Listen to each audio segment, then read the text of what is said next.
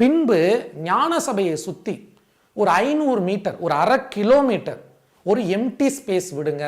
So இதில் பார்த்தீங்க அப்படின்னா நம்ம ஜானகிராமன் ஐயா என்ன சொல்லியிருப்பாருன்னா, சத்யஞான சபையை சுற்றி 500 மீட்டர் இடைவெளி இருந்தால் ஃபைன் அப்படின்னு சொல்லியிருப்பாரு.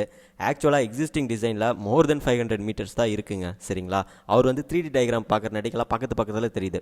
ஆக்சுவலாக நம்ம வந்து செக்ஷன் டயக்ராம் பார்க்கணும். ஸோ அதில் தான் வந்து டைமென்ஷன்ஸ் கொடுத்துருப்பாங்க. ஜானகிராமன் அவர்களே, அடுத்த வதந்தியை பரப்புவதற்கு முன்னாடி தயவு செய்து செக்ஷன் டயக்ராமை பாருங்கள். அதுக்கப்புறமா மெக்கால போய் பார்ப்போம், திருப்பதி தேவஸ்தானத்தில் எப்படி ஸ்பேஸ் இருக்குன்னு பார்ப்போம். ஓகேங்களா?